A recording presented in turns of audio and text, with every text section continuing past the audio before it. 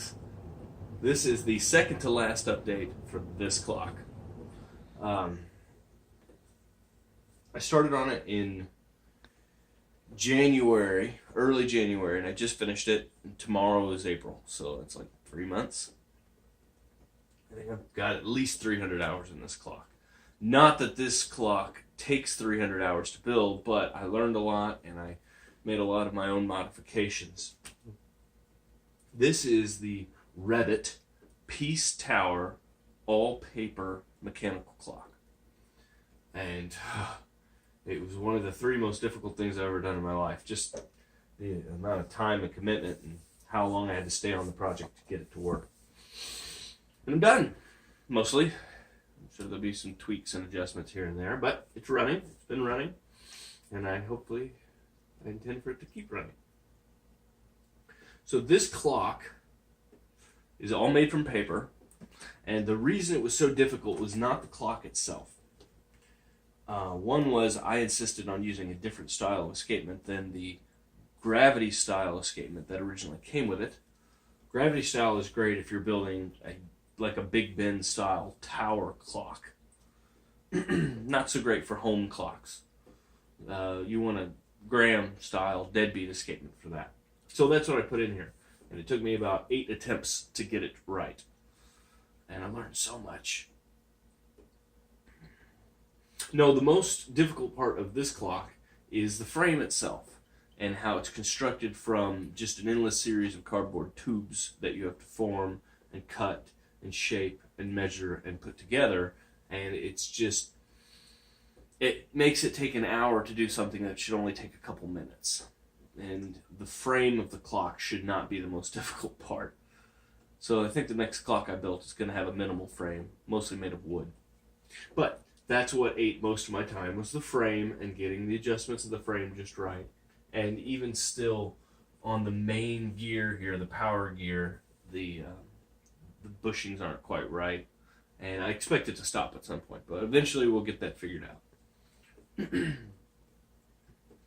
So this clock comes from a kit that you can buy on eBay or Amazon or wherever. I actually have 2 of them that I'll probably put up for sale unless I decide to build more copies. But let me take you through this clock, since the only other video on YouTube is not very high quality, like 10 years ago. So this is it. It's all paper, except for the parts that are obviously wood. Namely, these 2 gears here that go from the power up to the minute gear. Those are wood. I got so good at cutting them out of wood that it would have taken longer to make it out of paper. And then the other thing that is wood is the escapement. You can see it escaping back there. Now, I made a lot of modifications to this clock to be able to run with that particular escapement.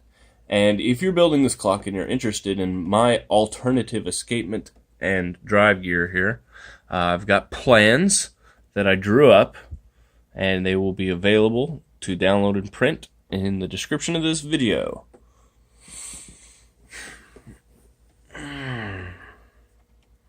If you're really interested in all the issues that I had building it and how I overcame those, then please watch the whole series.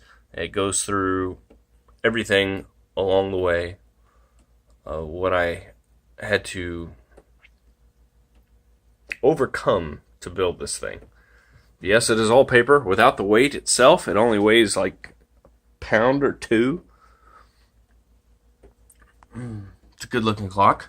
A little too much frame for my taste, but a good-looking clock nonetheless. Been keeping pretty good time. It's been running for an hour, and it's still right on the dot.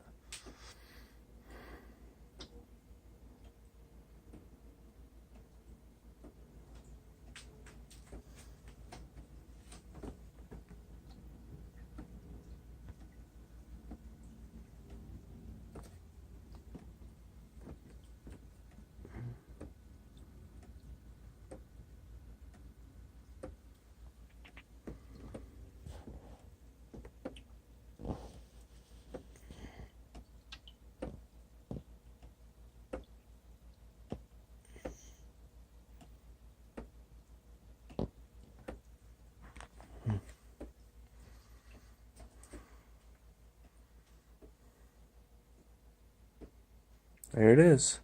The Wrebbit Peace Tower paper clock.